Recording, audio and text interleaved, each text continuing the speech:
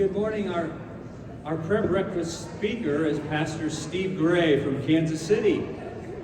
Let's give him a real warm welcome. Him and his wife is Pastor Kathy Gray. And we're going to bring him up and speak pretty quick, but let's give him a real warm welcome. I've known Pastor Steve. I actually started going out quarterly or a couple times a year from Indianapolis to Kansas City to their revival services starting in about 2000. And they had moved and had a tent that they were building the campus. And so it was in the fall of 2000 I first started going. But Pastor Steve and Kathy started a small church called Smithton, Missouri, back in '96, I believe. And the town had 532 people. But the Holy Spirit got a hold of Steve and his wife, and revival broke out. And it broke out in a very big way, so that the little town of 532, over the next 3 years, Newsweek magazine would report and Time magazine would report, people come from nations around the world, and they would have 250,000 people come to their church in a town that holds 532. So the Lord called them to go up to Kansas City, I think around 2000. That's when I first met them. So I just want to thank Steve and Kathy for coming, and he's going to present. And I just want to say God bless and let our hearts be on fire this morning. Amen. Thank you, Steve.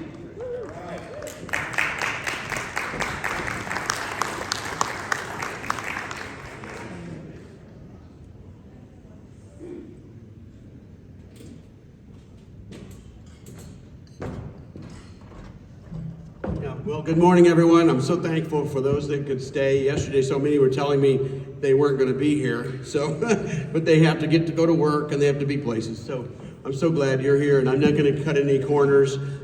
I've been around, and you have been around other prayer breakfasts, and I'm not a traditional prayer breakfast person. Usually it's predictable of we're going to talk about what we need to do with the faith of our forefathers, etc., etc. But today I'm going to talk about something. I may talk about myself just a little bit, but today I'm going to share with you in this time of how to create a Republican. I want to show you how, and I know because I've done it before, and I want to show because we all know that elections are, if they're proper, should be won by majority. And if the elections are proper, then we need Republicans. And more Republicans. The more Republicans we have, the more chance of winning, right? So we want to know how to create Republicans, and I have a plan, and I've been working on it, and I'll tell you about it later as we move along. But he mentioned the background of 532 people. I always want to explain that because who in their right mind would start a church in a town that size? But Kathy and I traveled for a number of years, and we had a successful ministry. We traveled in a bus, and it was really successful. But I felt God moving me that I needed to get on the local level, and so we tried to figure it out. Anyway, in the town where we were, only about 12 miles from where we lived then in Smithton,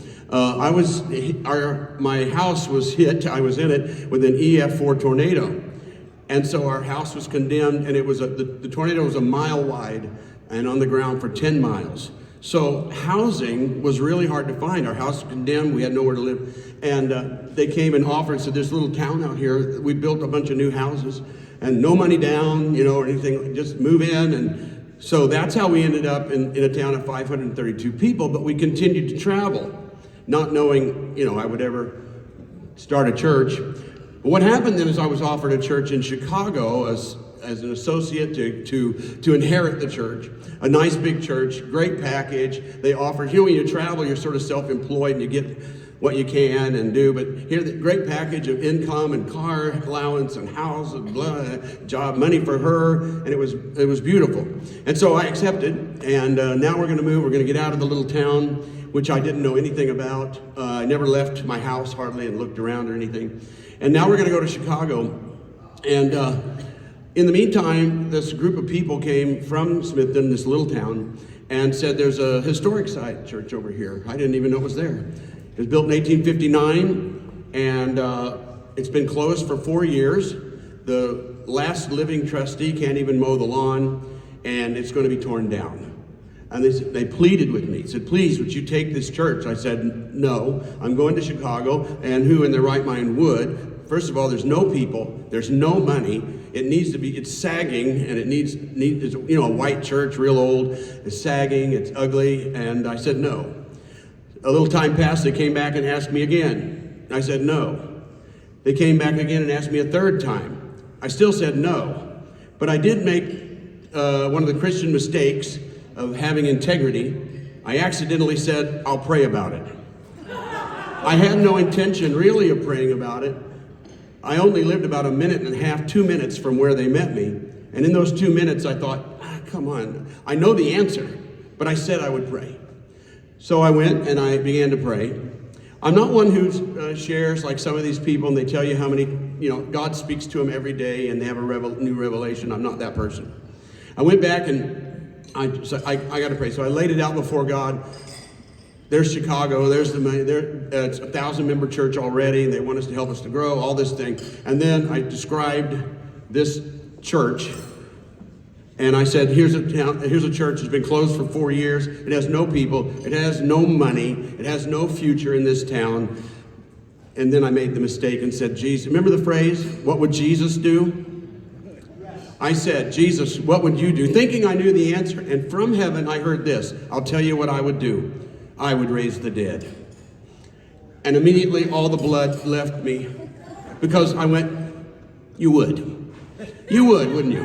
Not my choice, but you would. So I called Chicago. They kept begging, saying, what, did you get a better deal? And not exactly. Do you need more money? Yes, but I'm not going to get it. So we opened the church and went along. It was successful in small town church, but nobody cared. We eventually had, we had a great group of 150 people, very faithful, very lively, and considered successful, but still it's in the town of 532 people. And what happened then, if you've ever lived in a really small town, they're run by the power of gossip and rumor. And I was no exception. They didn't really like my church that much anyway, because there's a reason why they locked it up before. It was getting too lively, and they locked it up. And so I'm a lively person. I'm very enthusiastic. I'm a little quiet when I'm by myself, but when it comes to God and speaking and church, I love a lively church, which we have.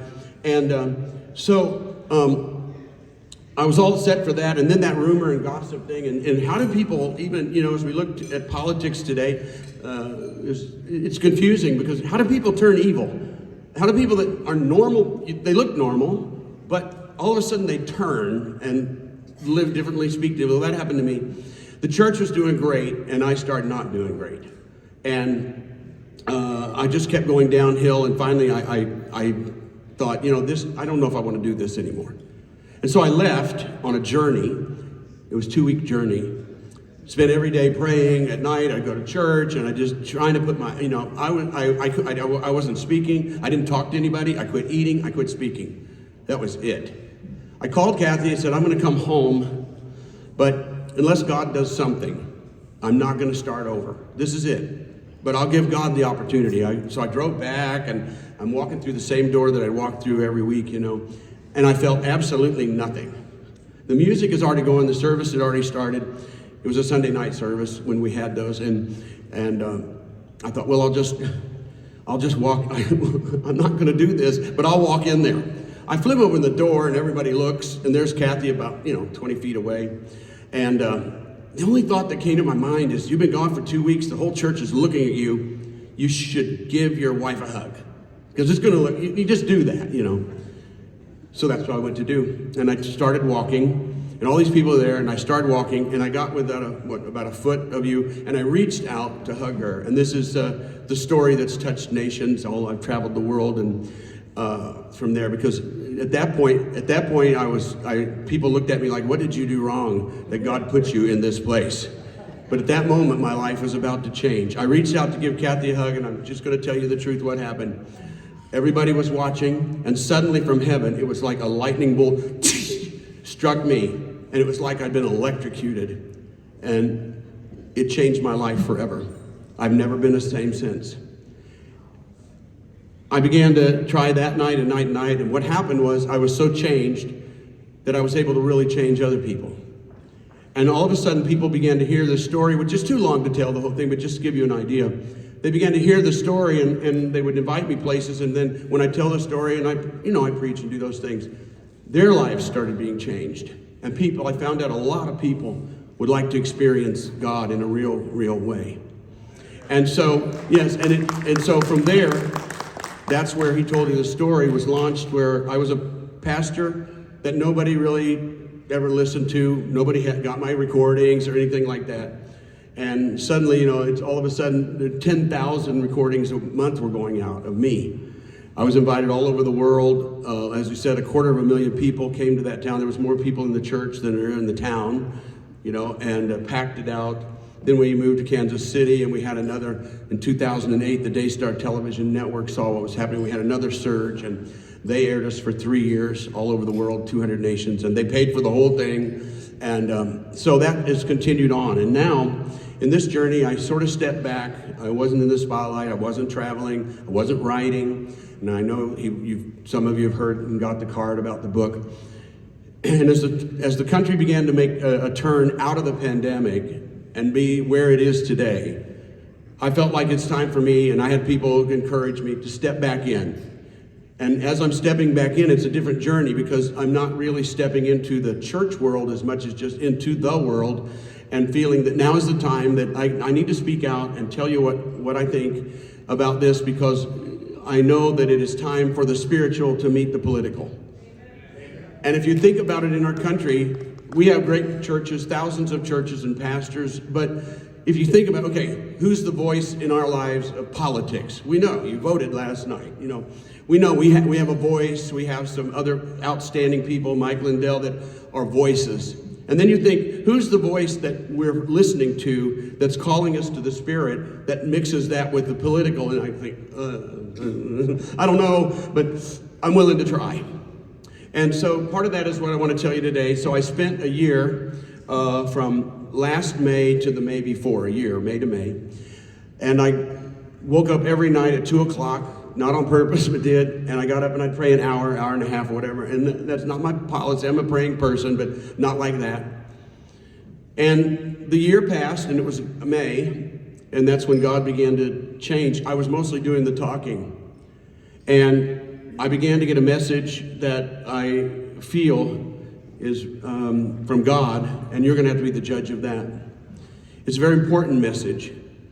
And I began to hear this phrase, and it's in the book if you got it. I began to hear this phrase: we are waging a war we cannot win in our current condition. And then sometimes it was added, we are waging a war we cannot win in our current spiritual condition. And so that's what I am setting out to try to change, and to alert and to help people understand what needs to be done and what we can do. I sort of felt like when I started this and thinking about this and starting to aim my life. I have a great church that has a great staff, so I'm free. I founded it. I'm free to do what I want pretty much and go however I want to. But as I entered this, I felt like, and I'm with you on this, I think, I felt like that I was entering I'm lost in the woods. I see things, I hear things, I watch, all the politics and news, and I feel like we're wandering in the woods and we're not sure what to do. And as I felt like I was wandering in the woods, and then it feels like now there's so many obstacles. It's like I'm wandering, I'm lost in the woods, and I've come across a giant grizzly bear who has stood up on his feet and growling. And I'm standing there trying to think what to do. And the only thing I can think of is I hope I'm eaten last.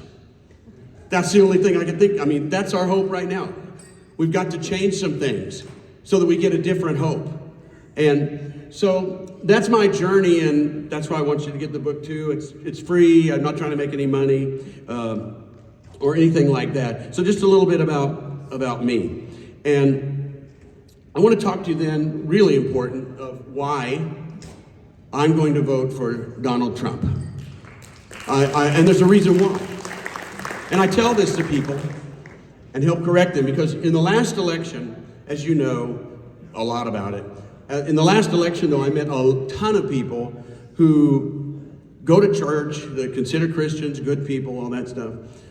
And I would ask them, and we'd talk, and they'd want to know different things. And I found out that so many of them voted for the person that they thought they would like.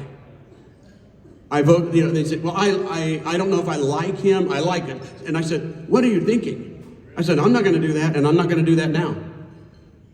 I don't say I don't like him, but I'm just saying that's not a good way to vote. I said, I'm not voting for the person I like.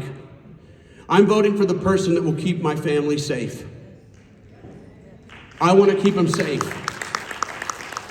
And I know that he will do that. And in my heart, he's the only one that will do it. He'll keep us safe. He'll give us a future. And I want the people in my church, I want them to vote just because I want them to stay safe. And the person that I've heard people refer to President Trump and others, like he's almost our savior. And I don't mind that because I understand we need to be saved. But I like a better character in the Bible that I think is more relevant to who and what's going on in our nation right now. To me, Donald Trump is a Noah. Because Noah, it said Noah built an ark, or Noah built a boat to save his family. And so I see that Noah had a message. Now the interesting thing that people miss about that is Noah was not he didn't build boats. He built a boat, but he's not a boat builder. The Bible says that Noah was a preacher, particular interest to me, and he's a preacher of right things, righteousness. He preached what was right. Now, obviously, if he's a preacher, he can't be a preacher if he doesn't preach to somebody. And who was he preaching to? Obviously, that generation. That generation was pretty wicked, had some pretty wicked things going on, but they didn't act like they were wicked. It says they were eating, Jesus describes it. They were eating and drinking and giving in marriage, which is just like saying ordinary life. They were living ordinary life like nothing's wrong. And they had no idea that a flood was coming. And one of the things I thought of is imagine how history could have been changed if they had listened. But they didn't. But could it have changed? They were pretty sinful, like I said, wild living, all kinds of ideas, some similar to what we have today. But what would have happened if they had to change their mind? Repented, whatever you want to say. They changed the heart, had a change of heart. They listened to the preaching of Noah. It happens. God doesn't have a problem with sinners. He's got a plan, right? He's got a plan. He talks about it. He's got a plan. But the problem with that generation was not their sin. I mean, he could have handled that. In fact, they could have changed history had they listened. They could have one thing, they could have built a boat. Anybody can build a boat. If he can do it, you can do it, and put your family on it. Wasn't anything stopping them. God didn't, say, I'm going to destroy everybody but you if they build boats. Too bad. They could have built a boat. But even greater history change, if they had have changed directions of their life, there would have been no need for a flood. The flood was God's answer to what was happening that he had had enough of. But they could have changed history. In other words, the flood was inevitable because of their lives, but it was also preventable if they changed. And so as you look at that, in the book and the subtitle of it, I realized something. That God has a plan for sinful people. Sins, he always has. He's got a great plan.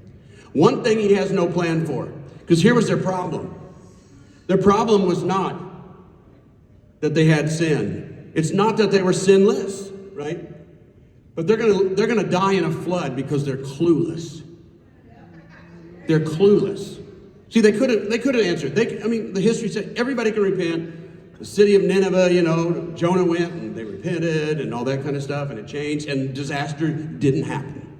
They could have done the same thing. We don't think of it most of the time, but they could have. And that's why I like to relate President Trump to Noah, because he is building an ark. He wants to build it. People don't understand it. And the problem is Donald Trump, and I think why he gets opposition, Donald Trump is not clueless.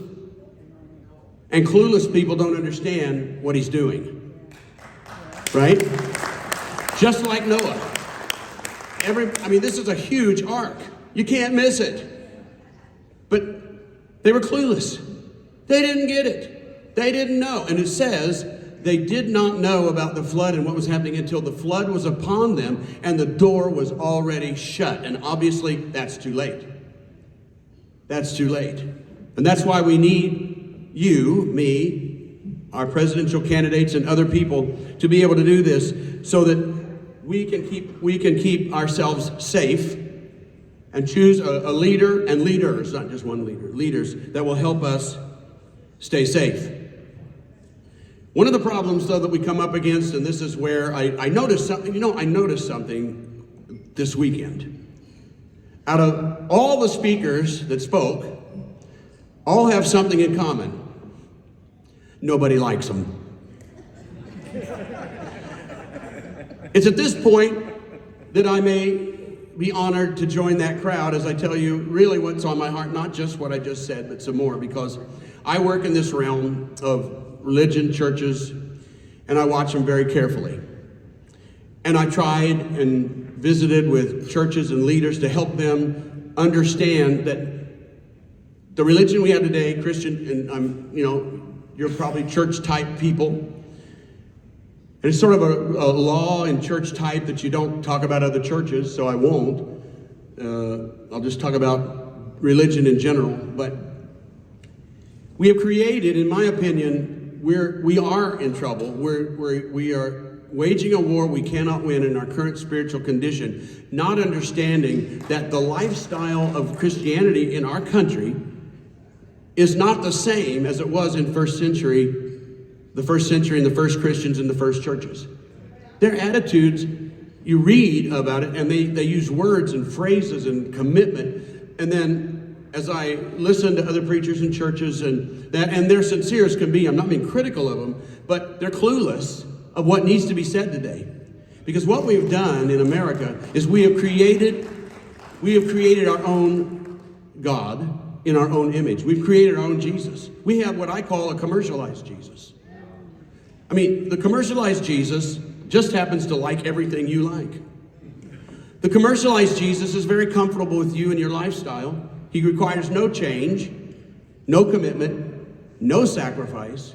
And so we go to church and we hear, I'm telling you, there's many that are really sincere, but they're preaching the only thing they know. It's what they heard. And it's a commercialized Jesus, and so the words sacrifice and commitment and strength and all those things. Instead, we go to church and we are actually enabled to stay like we are. And so we hear a great sermon on you poor thing, poor victim, hang on, God loves you, everything's okay, try to make it another week till we can come back and I can tell you to do that again. And there's no transformation, and I can say that because you know what? I became a different person. I suddenly realized what happened to Paul on the road to Damascus. He became a different person. I always wanted to do that. I didn't particularly like myself, but I didn't know how. I didn't know it could be done. I didn't know, really, to be honest and transparent, I really didn't know the good news. I found out after talking and doing this for years now that I meet pastors and leaders, of course, church leaders, worship leaders, whatever, Sunday school teachers. And it's surprising that probably over 99% cannot tell me what the good news is. And just so I don't go too far and upset you too much, you may not know it either, but you do know it. You know it, but you don't know it because it's not what's being said. So the good news, what is the good news? How do I know that you know the good news? It's because every year we celebrate Christmas. When I was a kid, I think one year I was a wise man, and then they demoted me to a shepherd with a towel on my head. And we walk down the aisle and everything, you've seen it, pageantry. And then there's an angel, only one, but one. And the angel then made the announcement. And what was the announcement? Behold, I bring you good news of great joy. All right, I'm ready. What is it? God has just come down. God comes down. And if you read through the whole Bible, the greatest moments there. God came down. They cried out to God and he came down. He parted the sea. He made the walls of Jericho fall when they shouted. Gideon, with 300, defeated the Midianites. God came down. And all through the Bible, and then the great news, Jesus was born in Bethlehem. What? God came down. And when they were doing great things and the church was motivated in the first century, and Jewish people and non-Jewish people motivated for Jesus. And you know what was happening? They were having services, they were having meetings, they were having apostles, and great things were happening because God was coming down. And people were experiencing the living God. Now today, you don't hear the good news. It's called something else. The good news today is about the best the church can do. And that is, we don't know what to do, but we want to give you the good news. What's that? If you die today, you have a home in heaven. Great. I have a problem with that. I don't plan on dying today. What if I don't? What if I don't die today? What am I supposed to be doing? What do I have to offer? What is good for me? And that's what I'm telling you. The good news is God still comes down. I know he came down to me. He came down. And so people don't have that expectation because they hear good news is I'm going away. The good news, I'm going somewhere. But I don't have to go anywhere. I can stay here and God can come down. And then when we start to tell that to people, and I start to tell what the message I thought was said, we are waging a war we cannot win. The culture war, the crime war, immigration war, inflation war, and we're sort of planning on if we can just get our candidate elected, everything will be okay. But it's bigger than that because we need a God who comes down and helps us. Even with a new president, in my opinion, we are not prepared for the other nations and what they would like to do. Whether they do it this year or next year, we already know China, North Korea, Iran, different nations. You know what? They're already planning to attack us if they can. They're looking for the opportunity. Already China has the greatest navy in the world. We used to have it. And are we going to be so naive to think, hey, we're America. We're the Christian, nation. We're safe. He's going to, our president will help us. Our God will help us. We're in good shape. We just need to get this election done. And it's not going to work that way. I'll tell you a Bible story on that one. This is really powerful. And I know this is important for you to hear. Okay. So after Jesus does his thing and he's doing it and he's getting towards the end of his ministry and you all know he's going to be crucified and all that kind of stuff. He's caught weeping, and if you read it and study it in the languages and the Greek and all that, I mean hard, emotional, something's coming out of him, just overwhelming. And it says he's weeping over Jerusalem. And he says, Jerusalem, Jerusalem, if you only knew. What does that tell you? Clueless. If you only knew what could make for peace. You see, at that time, as you know, Rome was occupying. And it's funny that when you say the Jewish people, I make reference because it's similar to our day. It was being run by a few people. It wasn't regular it's not Jewish people, but it was being run, and they were corrupt. The Bible says they loved money, they loved to be seen, all those kinds of things. And so when Jesus came, he surprised them. And it would surprise you too. I mean, if we were there and Jesus started preaching and he had a pulpit, we kind of expect him to preach against the Romans because they were bad. They had male and female prostitution bathhouses, and they had naked statues, and they're bringing their culture in. And so, okay, here he is. He's the Messiah. Let him have it. Let them know what's waiting for them if they don't change. And Jesus didn't do that. He started preaching to his own and he says, I was sent to the lost house of Israel. And he preached to his own, and he said, no, you're the problem.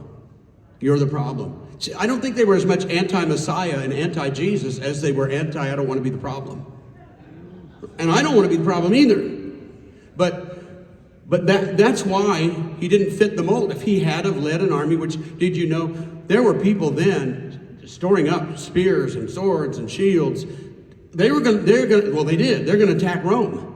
And you know why they thought they of course they're the mini army, right? But God is with us. We're God's people, and we can do this. It's happened before. We've been in the minority, and we were able to attack the majority, and we won against all these people. And so that's the message that the zealots were preaching. Yeah, would you like just an interesting note that you don't get to hear very often, since I have your attention and you're having so much fun? Did you know that we know 12 apostles, those. Did you know all of them were from the area of Galilee, except Judas? Guess where he was from originally? The Jerusalem area. He grew up, my understanding, he grew up hearing that message. God's going to send a Messiah, and we're going to win against Rome. So the other guys out in the country, guys, they didn't really indoctrinate, so they were trying to listen. So when Jesus said he was going to die, and he was going to die on the cross, and he's going to die, and he's going to be the sacrificial lamb and all, I think it just didn't compute, because he thought, no, you're here to help us win against our enemies. And so when Jesus was weeping over Jerusalem, he said, if you only knew what would make for peace, but it's hidden from your eyes. So then he told him basically what I'm telling you. And he said, because of that, what I've said, talking about Jesus, and it's hidden, you don't get it, you're clueless. This is what he said: your enemies are going to come. Your enemy is going to come, and it's going to throw you and your children to the ground. He was prophesying in 70 AD. Rome did retaliate. They destroyed Jerusalem, destroyed the temple, and you may not know this, they crucified 500 men a day till they ran out of wood. We don't hear this. History doesn't teach it to us. It was the tragic, and actually Israel and Judaism has not survived that until they became a nation. And it's starting again. They're starting to move again, obviously. And so he said, you don't know. If you knew, then you could respond. Then we could stop what's going to happen in 70 AD. But they didn't know, and they didn't get it, and nobody was telling them. And so it happened. They were thrown to the ground. They were murdered. A million were killed. 1 million Jews were killed in that against Rome. But you know, it's the same thing. Jesus is not just crying because of the destruction. In my opinion, he is crying so violently because he knows what's going to take place was preventable. It could have been prevented. How do you prevent it? Stop being clueless. If you're not clueless, then all you have to do is respond the way God wants us to, because we understand it, and we can change history. Otherwise, if we stay like we are, if the word is right, we can't win in our spiritual condition. Now, you may think I'm being a little critical, but I hope you'll trust me enough to know this is what I do. Right now, what I do, I have nothing better to do than what I'm doing right now. This is what I do. And so I spend in the world and behind the scenes. When I got my two times my little rise of fame, and like he said, Newsweek and Time and San Francisco Chronicle interviewed me and all that kind of stuff, and all those things. I got to go behind the scenes. I was a nobody. I didn't know anybody. I got to go behind the scenes for some of the greatest ministries in the world and meet them and see them. Music industry. I graduated. I wasn't Christian when I graduated from college, but I have a degree in instrumental and vocal music and education. So I taught high school for a little bit. I have a lifetime teaching certificate. I'm one of the rarest, and Kathy does too, in the whole world. They gave us lifetime teaching certificates, and we still have them today. I went on and studied with the Berean School of the Bible, and got licensed, and I got ordained, and all the things that you do. And then I was very privileged some years ago when we came to Kansas City. There's a all-black theology school of theology. And they asked me to come, they talked to me, and they awarded me, the first white person, and they were very excited about it, an honorary doctorate of theology, as the only white person they've ever done that to. But it was a big moment for them and me to see that they see something. It was a great honor. And I worked in the years in media too at the same time. I've won 3 Emmys, by the way, and it is satirical writing on religion. It was funny that you laugh, but there was a little bit too much truth to it. Similar to I got to that and a number of awards, and so when I say these things to you, I want you to understand I've seen what's going on, and I was troubled, always been troubled since I know that it's the same thing. Yesterday and last night and the other people, they understand that if you go to the bottom line of the politics now, and this is not everybody obviously, but money pretty much runs most people, most politicians. I mean, I was talking to somebody yesterday about it, and I said, are we so foolish to believe that billionaires suddenly are interested in what you're doing with your sex life? Are they really care that you get settled on this or who you are? Are you kidding me? I mean, there's money behind it somewhere. When you see a corporation make a really stupid decision, they're not stupid. I don't think it was wise, but in their minds, they're doing something worthwhile. Money.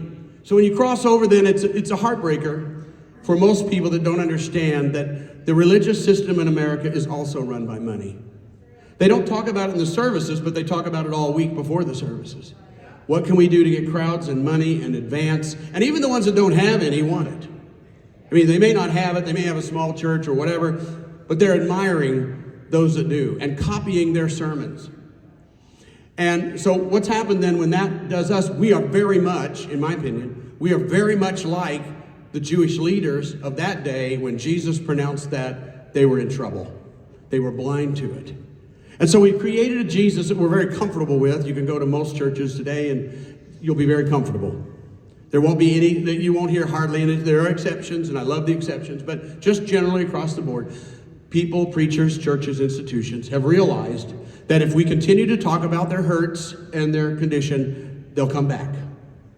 And in fact, not just in the church world, in all the world, right now I feel like we've got so many opportunists. If I turn on and listen to, somebody talking on the radio about the condition of our nation and political, it could be religious or political. And I notice that all they do is talk about the same old problems.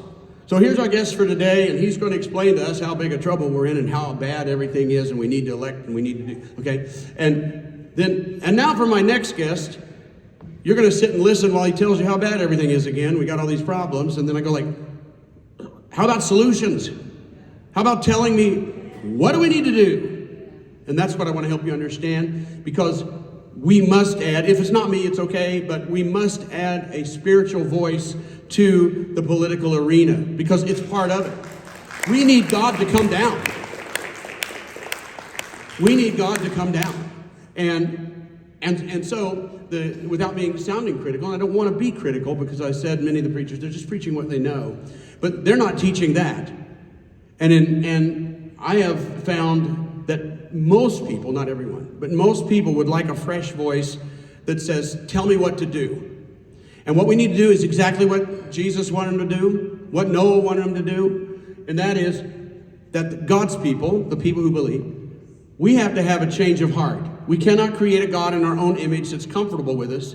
We have to get new language. We need to change our vocabulary. We need to begin to understand that the greatest thing we can do to help turn the nation, turn our own lives, is add words to our vocabulary where I'm no longer going to a church that makes me feel comfortable. I want a church that makes me feel strong. I want a church, I want to hear a sermon that tells me how to be strong. I want to know how to win. I want to know how to stay married. I want to know how to get out of debt. I want to know how I can get in touch with God. I don't want to hear about my feelings. I don't want to talk my feelings anymore. My feelings are what have got me in trouble in the first place. I'm supposed to die to myself, not find myself. And we don't hear it. And so we have, what I'm saying today is sincere people, but keeping this thing going with a middle of the road, riding the fence religion that keeps us right where we are. Because if God is satisfied, and he loves me that much, and I know he does, but that's not the point today. If God is absolutely satisfied with what we're doing and what the churches are doing, then we have no problem. He's he's going to pull us through no matter what, a miraculous God. But if we follow the Bible pattern of when churches, religious, and other generations too, move off to where money and the love of money, want to be seen and all that kind of stuff. And I don't care if preachers make money. That didn't, I'll make more if I get to, but that's not my point. My point is the message is catering to our feelings so that we stay sick and not change. Because we're not told, we don't say, listen, we got to make changes. We got to stop being middle of the road, comfortable Christians and add to our vocabulary words like, let's sacrifice. We need to be committed to God. There is no backslidden Christian. It doesn't exist.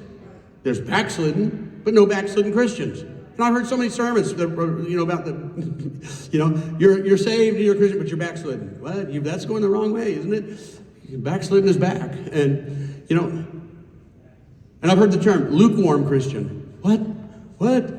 It's impossible. There's no such thing as one, because if you're lukewarm, it says God's going to spit you out of his mouth. And I think we sometimes think that God's standing around with a mouthful of people, but it's okay, because we're still in his mouth. I'm sorry, he spit already. He said he would do it. They don't exist, but we're told they exist to make us comfortable.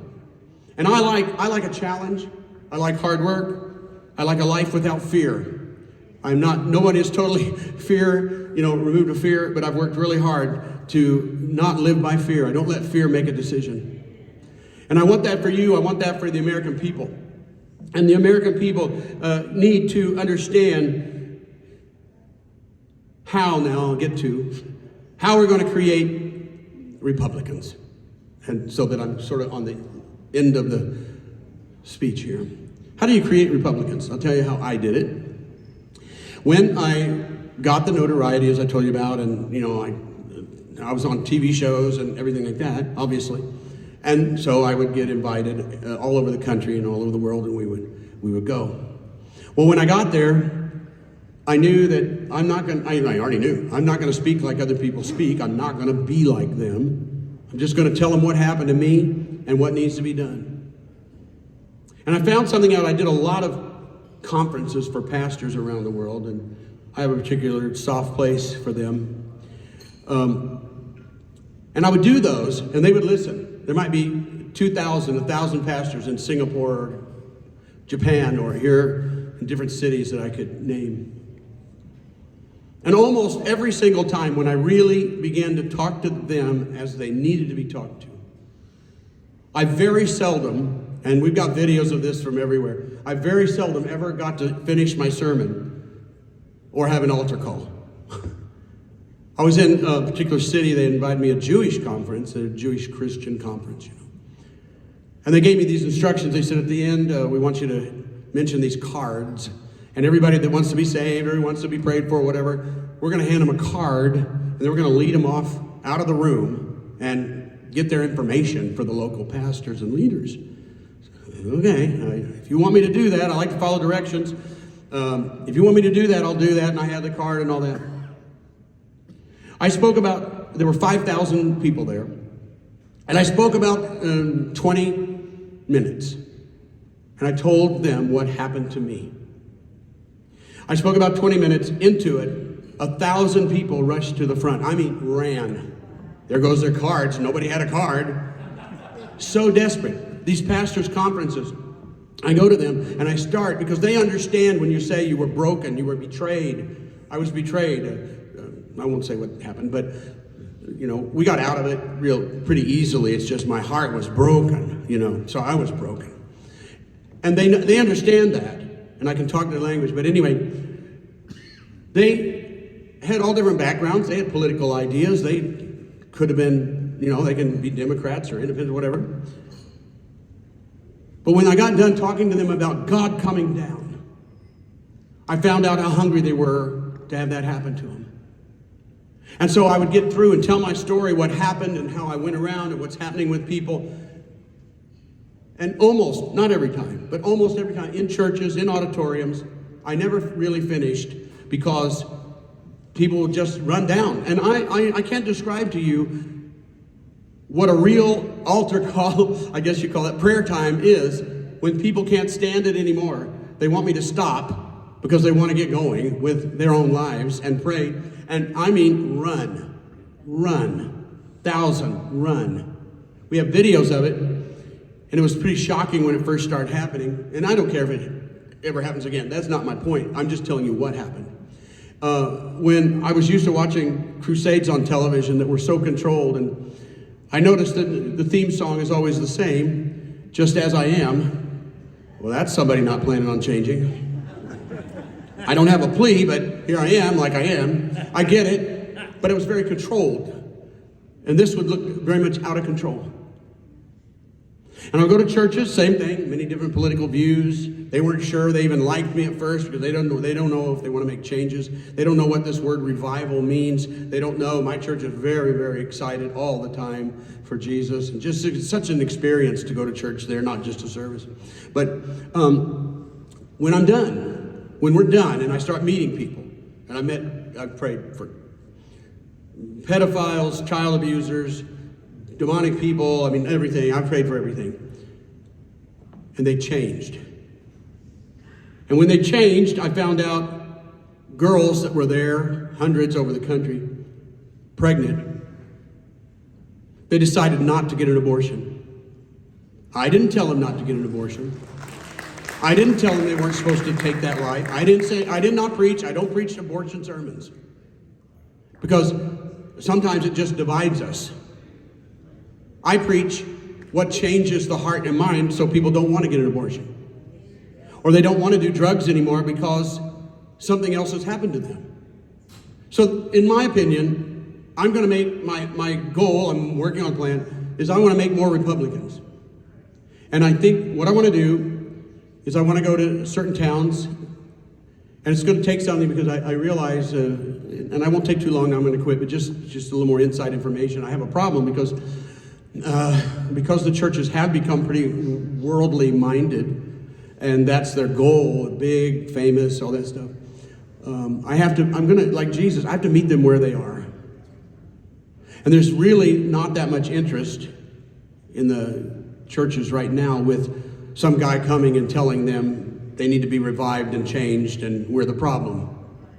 However, one of the things that's coming out of places like this is meeting people that are outside my Christian circle. They're not that they're not believers, but I've been working in that circle. And so that's who I work with, and that's who I would communicate with, and that's how I go. But because I'm working outside of it now, and I get to meet someone like Mike Lindell and others, then when I go, it's not me going as that preacher coming to preach to you. It's going with these men and women who they respect outside, saying, you need to listen to this guy. But I can't go second class. I need to go and treat them first class because that's kind of what they want. I'm not saying that's my end goal, but they want that. Need to meet, not with the churches. You know, we're missing something here. There are thousands and thousands of Christian leaders and pastors. Thousands, right? But who do they speak to? Thousands and thousands. Every week, right now, this morning, thousands of people are going to listen to a person. And so, it only makes sense. I can't go to all the churches again. I went to hundreds and hundreds and hundreds. I can't do that. There's not enough time. So what I want to do is make this plan to go to some cities and just attract the leaders and pastors. That's it. One day, day and a half, have a huge lunch, pay for everything. Don't dare take up an offering because they're gonna go, oh yeah, well, too bad you got this idea before me. No money, not take any of their money, treat them right, and tell them the story of my life and get them to understand and hunger, because the more you hear it as a spiritual leader, the more you say that he's talking to me. I know exactly how he feels. I'm in that condition too. And it just works. It just works with them. And so I want to do that up to now in the election. I'm working on a plan. I know the part of the problem is right now everybody needs money. You know, everybody's wanting money and needs money. This is a little bit different plan. I'm hoping some people will say, I like a fresh plan. And so what happened then, after I preached and taught, I found out that those pastors that came down and I prayed with them and I counseled with them, and then, you know what? they became conservatives. Not because of me, but because the Spirit of the living God is a conservative. And probably a Republican. But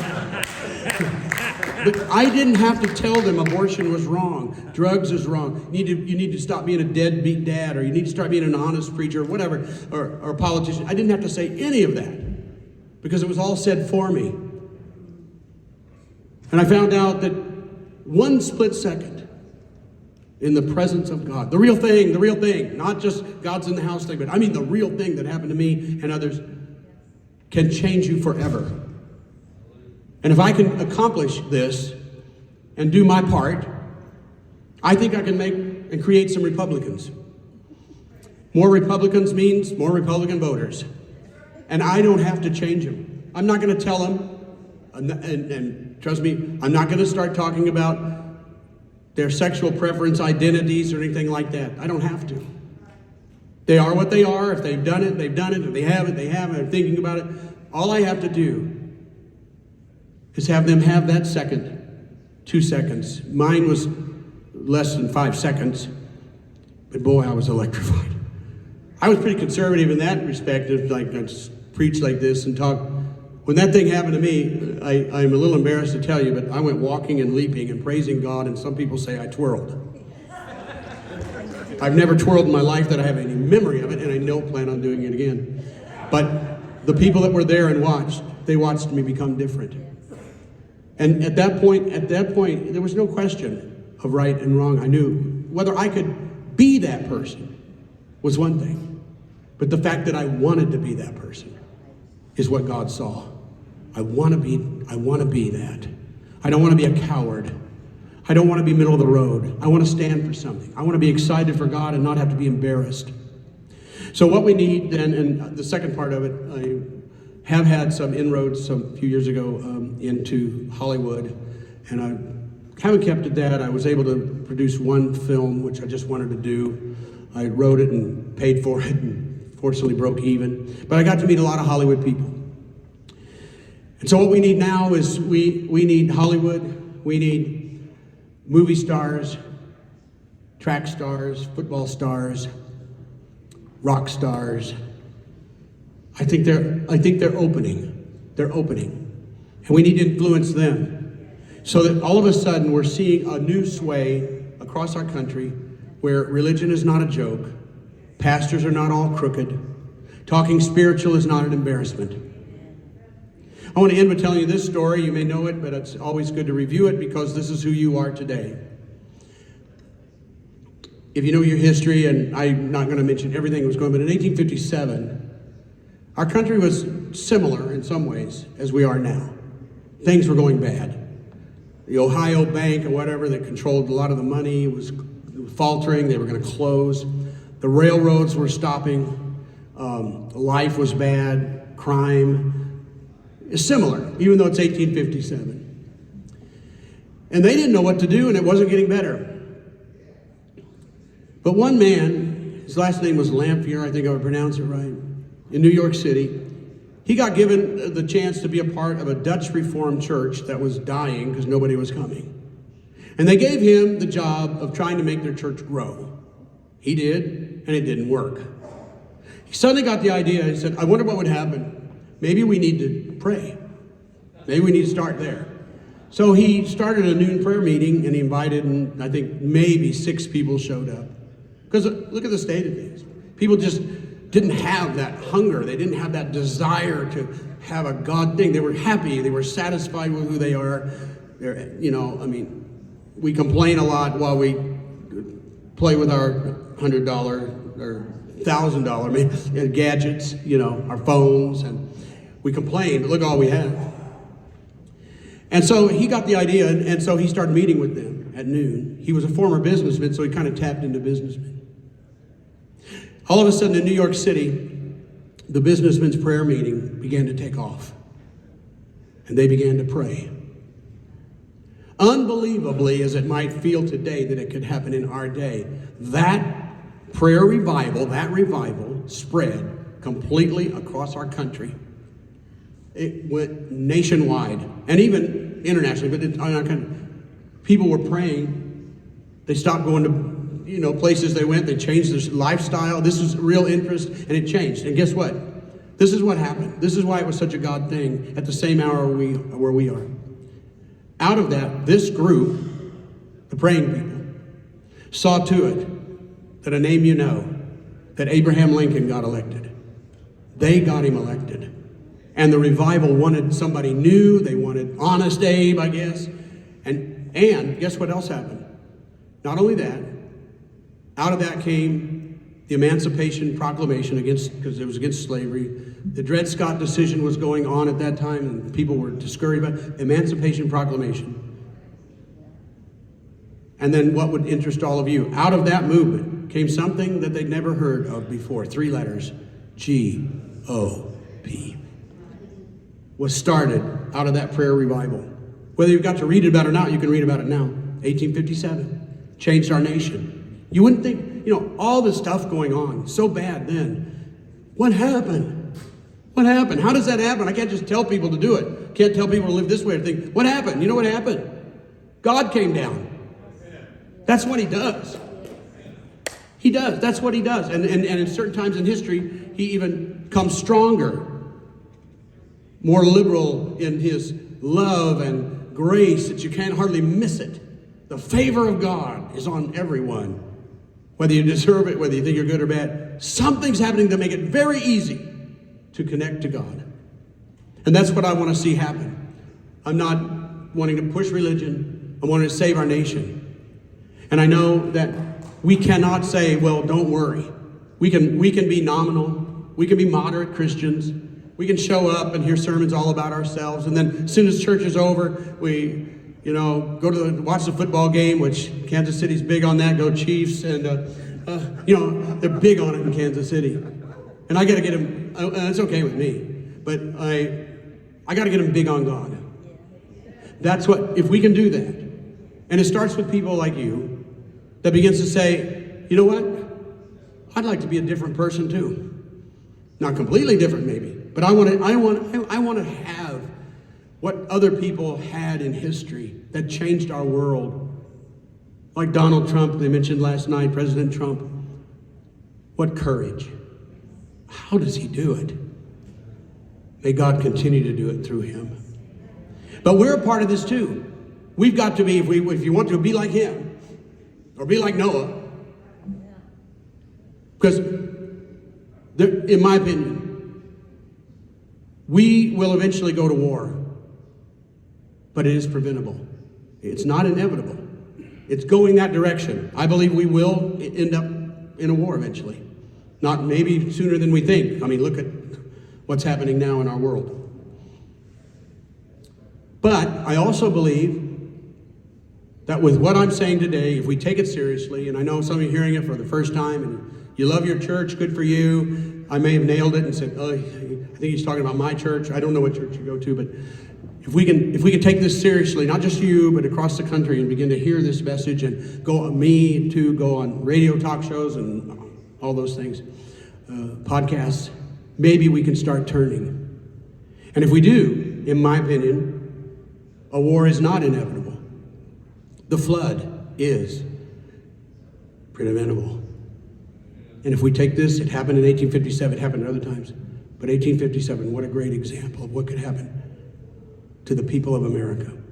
It's hard to imagine, isn't it? It's hard to imagine that we no longer have the kind of religion that's being made fun of, and that people don't want to talk about. They don't want to have anything to do with you. It's hard to imagine, but it is possible. So that's my mission. That's what I've heard. I want us to win this war. Every war we're fighting, there's many, many battles. I want us to win this war. But my word is, we've got to take this seriously, that if we don't do something different, we are not in the spiritual condition that we maybe think we are, that we can call on heaven, and heaven's going to automatically come down and save us from the other nations, and save us inflation, save our economy, which is frightening. But I want to tell you, and end with the good news. God comes down. He always has, and he still will. We're just not used to it in our generation. We just don't know it. So, what do you do with good news? Paul wrote, how can they hear if they don't have a preacher? I just told it to you. And now you decide what you want to do with it. I want to thank you, Lou, and those that I just met recently, and JD here, who has known me. I didn't really know him, but he knew about me. Giving me this opportunity to share this message. I don't think you're going to hear it in a lot of places. So I hope it means something to you. There's no condemnation in it. It's all forward movement. We're all going to become better. And we're going to see God save our nation until we can sing, America, America, God has shed his grace on thee. Thank you, everybody.